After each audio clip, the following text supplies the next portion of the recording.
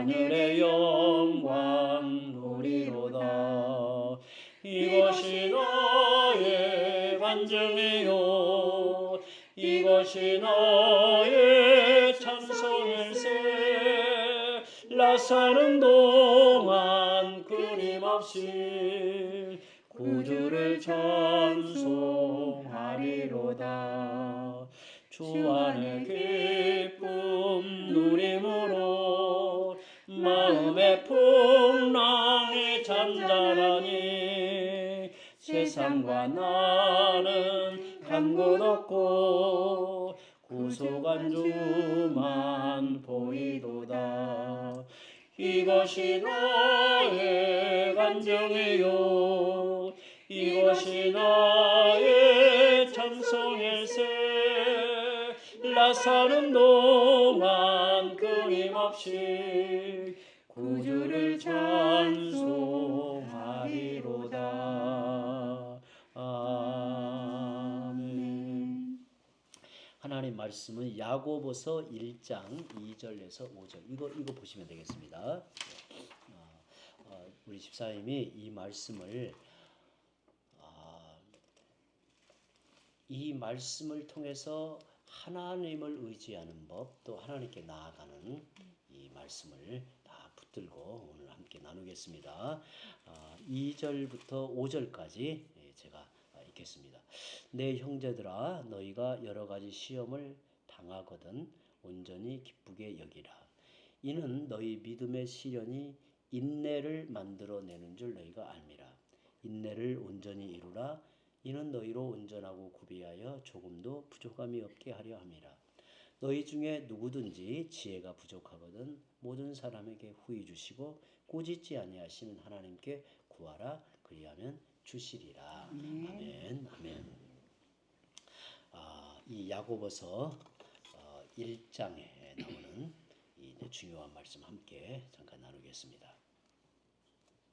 내 형제들아, 너희가 여러 가지 시험을 당하거든 그랬어요. 우리의 인생 걸음에서 누구나 원치 않는 시험을 당하는 경우가 끊이지 않습니다. 어찌 보면 인생이라고 하는 게 시험의 연속이죠.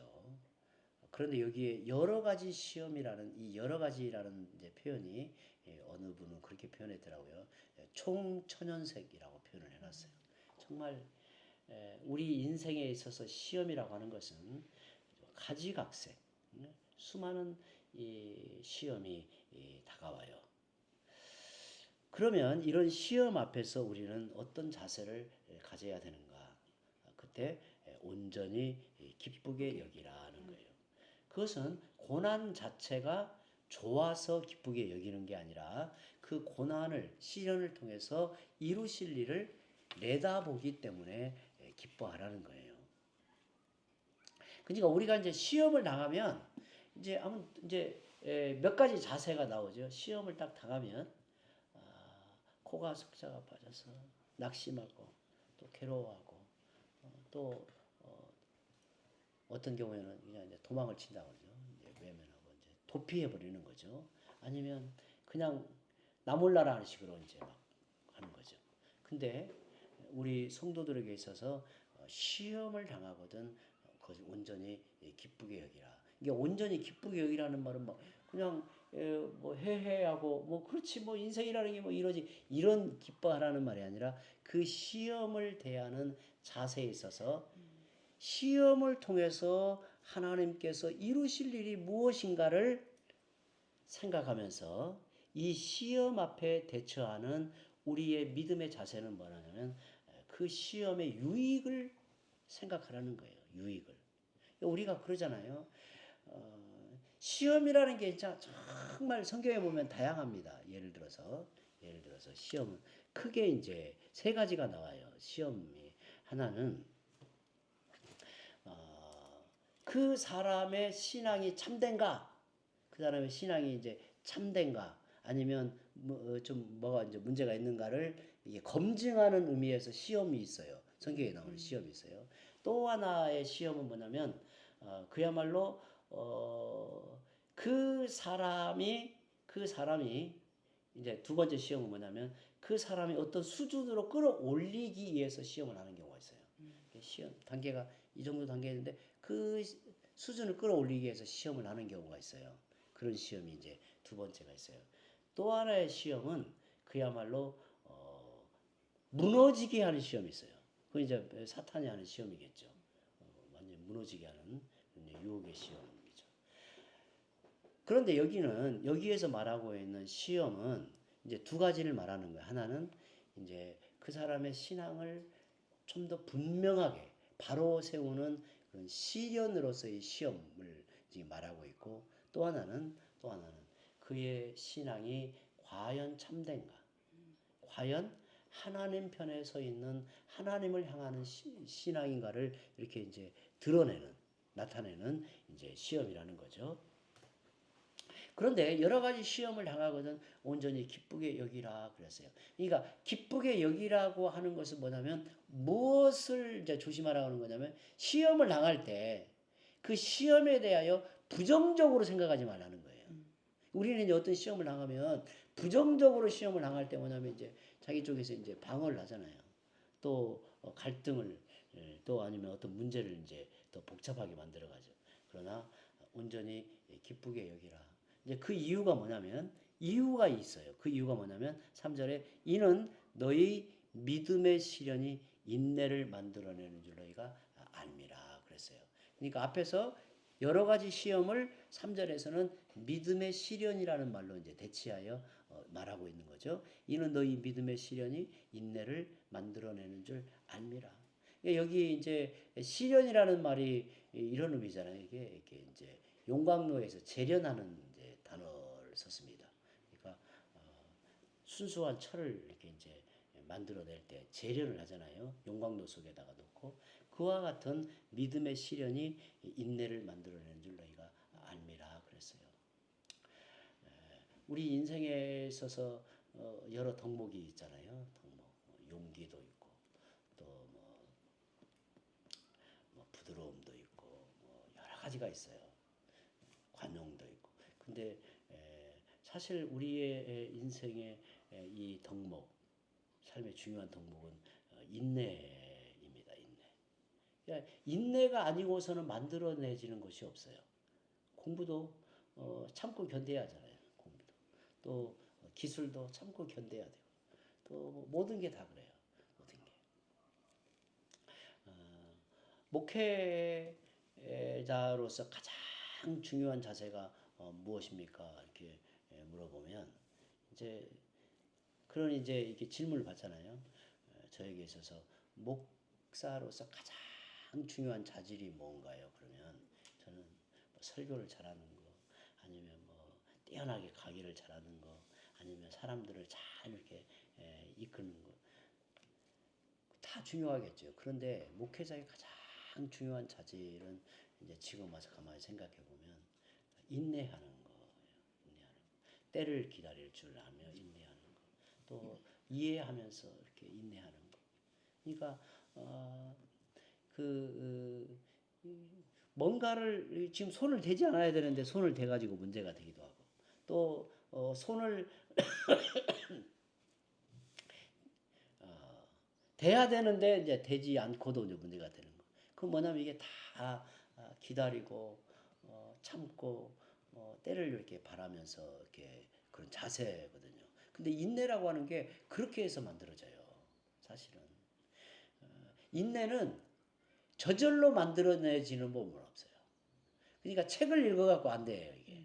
인내는 그냥 그 속에서 피눈물을 흘리고 참고 견디면서 이게 내공이 쌓여야 돼요. 내공이. 저는 목사님들 이렇게 목회를 잘하고 무난하게 잘 이끌고 성도들에게 이렇게 존중받는 이렇게 목사님들 보면 딱 떠오르는 말은 얼마나 속이 썩었을까. 얼마나. 그게 이제 이 목회를 편하게 하는 사람들은요 이런 게 있어요. 화나면 막 성도들 안 볼 때 그러겠지.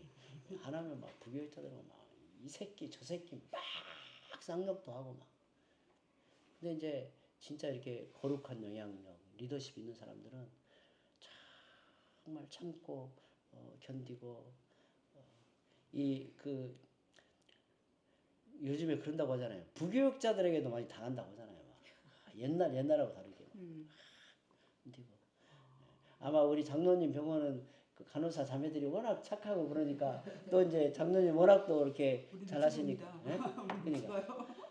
근데 정말 그 속에서 정말 이렇게 그 인내가 만들어져요. 인내. 이건 정말 분명해요. 그러니까 연결해서 보자면 여러 가지 시험을 통해서 결국은 인내가 만들어지는 거죠. 그런데 4절에 가보면 그 인내를 온전히 이루라. 인내를 온전히 이루라.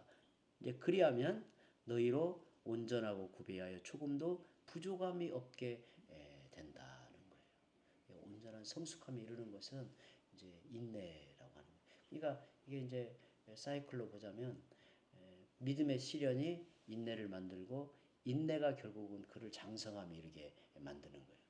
이것은 누구에게도 예외가 없어요.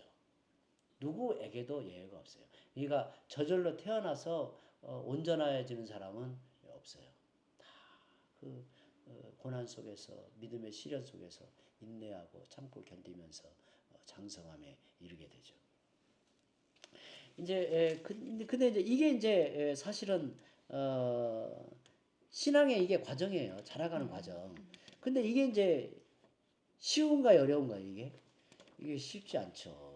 이건 쉽지 않아요. 이것은 안다고 해서 되는 게 아니에요. 이게 안다고 해서 되면 얼마나 좋아요. 시험을 하는데 거기서 기뻐한다. 이걸 알아요. 근데 실제로 안 되는 거예요. 어려워요. 그렇죠. 짜증나죠. 우리 집사님은 자녀들이 말을 잘 듣고 그러면 이제 그러지 않겠지만 진짜 말 안 듣는 이제 자녀들, 이제 목사인 자녀들 같은 경우를 봅니다. 목사인 자녀들도요. 진짜 제 주위에도 진짜 만만치 않은 자녀들을 보거든요. 근데 이렇게 착한 자녀들은 진짜 그 속을 이해를 못해요. 이렇게 가만히 보면요. 아버지에게 아버지 이제 제가 이만큼 컸고 안 믿어지는데 저는 교회 안 가고 싶어요. 목사 자녀가. 그럼 목회하기가 어떻게 하겠어요? 정말 견디기 어렵죠. 그러면 이제 어떻게 하겠어요? 정말 눈물로 기도하는 수밖에 없고 엎드려 기도하는 수밖에 없고. 저는 우리 교단의 박윤선 목사님의 어떤 면을 참 위대하게 보냐면 그 박윤선 목사님의 그 전기를 읽어보면 정말 그 가정사의 아픔은 상상을 초월해요. 상상을 초월해요. 그 큰아들이 그랬다고 하잖아요. 큰아들이 그 알코올 중독 망나니였다고 하잖아요. 그 진짜 우리나라에서 최고의 신학자 경건하고 그래서 하나님께서 그 목사님을 훈련하기 위해서 그래서 얼마나 기도 근데 결국은 이제 목사님이 이제 노년에 이제 거의 죽음 앞에 이를 때 이제 그 회심하여 돌아와서 이제 완전히 변하고 이제 그런 이야기했는데 근데 이게 쉽지 않은 거죠. 감동은 주는데 쉽지 않은 거예요. 그래서 사실은 5절이 이제 중요한 거예요. 5절에 너희 중에 누구든지 지혜가 부족하거든 모든 사람에게 후히 주시고 꾸짖지 않으신 하나님께 구하라 그리하면 주시리라 그랬어요. 근데 여기에 그럼 지혜가 뭐냐는 거예요. 지혜라고 하는 것은 뭐냐면 그 앞에서 말하고 있는 너희가 여러 가지 시험을 당할 때 기뻐하라. 온전히 기뻐하라. 그리고 그 과정에서 믿음의 시련은 인내를 만들어내는 줄 알라. 그 인내가 결국 너희가 장성함에 이르게 한다. 라고 하는 이 모든 신앙의 어떤 길을 가리켜 지혜라고 말하는 거예요. 지혜. 그것을 알고 그것을 깨닫고 그 안에서 은혜를 입는 것을 지혜라고 하는 거예요. 그런데 그걸 하나님 앞에 구하라는 거예요. 하나님께. 은혜를 구하라는 거예요. 그래서 이겨내고 그 안에서 영적 유익을 얻고 장성함에 이르러 간다고 이제 보는 거죠. 여기에 보면 너희 중에 누구든지라는 말은 어떤 사람도 예외 없이를 말해요. 어떤 사람도 예외 없이.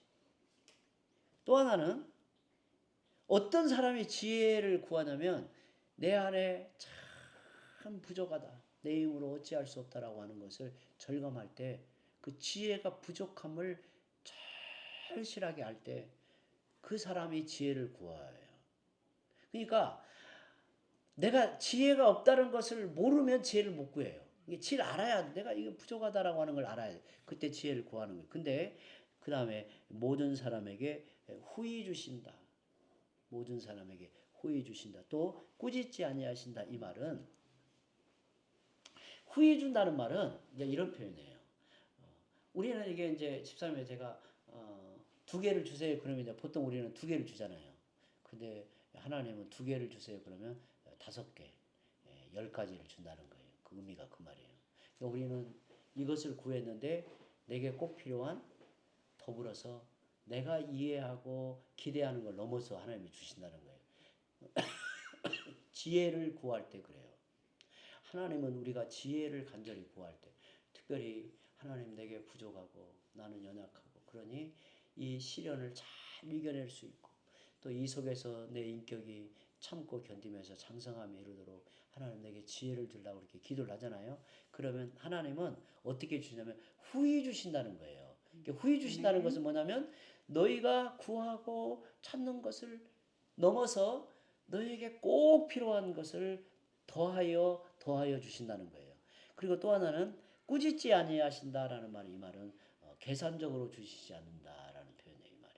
그러니까 우리는 집사님에게 제가 한번 이렇게 뭘 구했어요. 그런데 구한 것에 대한 값을 못 치렀어요. 그러면 그 다음에 구할 때는 이제 미안하잖아요. 그리고 또 상대방이 또 안 준다고요. 만약에 자녀가 뭐 줬는데 맨날 이렇게 그 약속들 안 돼. 그럼 그 다음에 달라고 하면 또 그럴 거지. 그리고 안 준다고요. 이게 계속 몇 번 이제 이렇게 어기면 그러나 하나님은 지혜를 구함에 있어서는 끝까지 따지지 않고 준다는 말이에요. 그래서 우리는 하나님께 어려운 시련 속에 있을 때 정말 강하고 담대하게 하나님께 은혜를 구하고 그래서 이 상황 내 마음을 초월하여 내가 알지 못하는 이해하기 어려운 하나님의 압도하시는 은혜가 임하여서 우리 집사님이 많이 주의 은혜를 입은 자로 살아가기를 바랍니다. 여기에 꾸짖지 아니하신 하나님께 구하라. 대답이 뭐냐면 그리하면 주시리라 이렇게 말씀해요. 그래서 사실은 2절부터 5절까지는 한 단락의 말씀이에요. 한 단락. 그래서 이 말씀이 우리 집사님 신앙생활에 늘 도전과 또 유익의 말씀이 되길 바랍니다. 네, 우리 장로님 기도드립니다. 하나님 감사합니다. 벚꽃이 만개하는 아름다운 봄날 귀한 안소연 집사님 댁에서 봄 당일 신방을 드리게 하시니 감사합니다. 너무나 귀한 자리인데 한 자리가 비어 있습니다. 지금은 박 선생님이 다른 곳에 계실지라도 주여 언젠가 하나님께서 이 귀하고 복된 자리에 함께 모여 하나님의 말씀을 받고 하나님과 함께 기도할 수 있도록 하나님 구원의 은혜를 허락하여 주시옵소서. 귀한 가정에 3명의 자녀를 주심만도 감사한데 마음으로 사랑으로 4명의 자녀를 잘 양육하게 하시니 감사합니다. 아멘. 책방을 공부하고 준비하고 있는 자녀도 있사오니 하나님 자녀들 모두에게 길을 열어주시어서 나아가는 길에 하나님께서 좋은 만남, 귀한 만남, 기적같은 은혜스러운 만남들 하나님께서 예비하여 주시옵소서. 아멘. 하나님께서 아브라함에게 복을 주시고 그 복이 차고 넘쳐서 세상 만민에게 흘러갔던 것처럼 안소연 집사님에게 복을 부어서 넘치도록 하여 주시옵소서. 아멘. 그리하여 안소연 집사님 만나는 어려운 영혼들이 그 넘치는 복으로 함께 복될 수 있도록 은혜 내려 주옵소서. 아멘. 많은 영혼들을 만나고 예배하고 섬길 터인데 그 사랑의 손길을 하나님 기억하여 주시고 그 아멘. 손길을 강하게 하여 주시고 그 아멘. 손길에 더욱 능력 있게 하여 주셔서 아멘. 시간이 지났을 때 한소영 집사님도 잘하게 하시고 아멘. 그분도 같이 잘할 수 있도록 은혜 내려 주옵소서. 아멘. 좋은 교회를 찾아 바른 교회를 찾아 함께 예배하게 하시니 감사합니다. 아멘. 바른 신학을 알게 하시고 바른 신앙을 알게 하여 주시옵소서. 아멘. 세상을 살아가는 걸음도 하나님을 알게 하여 주시고 하나님을 바로 알아서 이웃을 바로 사랑할 수 있도록 은혜 내려 주옵소서. 이 일에 하나님의 큰 지혜가 필요하여 저희가 지혜를 간구하고 하나님의 아멘. 꾸짖지 아니하시고 후이도 주시옵소서. 해야 될 일과 멈춰야 될 일과 나아가야 될 때와 멈춰야 될 때를 분별하게 하시고 하나님께서 지혜롭게 하여 주시옵소서. 기쁨이 넘치고 사랑이 넘치고 인내가 넘치고 소망이 넘치는 가운데 더욱 교회에 속하여 함께 예배하고 살아가는 과정에서 더욱 하나님을 사랑하게 되고 더욱 그리스도를 알게 되고 더욱 하나님을 의지하는 복된 인생을 하여 주시옵소서. 이 가정에서 기도하실 때 하나님 천국 보좌에서 들어주시고 이 가정 이 자리에서 하나님 말씀을 받고 들을 때 하나님 눈을 열어주시고 마음도 열어주시어서 하나님의 귀한 말씀이 심령에 새겨져 뿌리 내릴 수 있도록 은혜를 열어주옵소서. 함께 아멘. 예배하며 함께 교회를 이루어 나가며 함께 주님이 오실 때까지 기다릴 터인데 그때까지 서로에게 격려가 되고 서로에게 은혜가 되고 서로에게 덕이 되게 하여 주시옵소서. 감사하고 이 모든 말씀 우리 주 예수 그리스도 이름으로 기도합니다. 아멘. 아멘. 예, 기사님 감사합니다.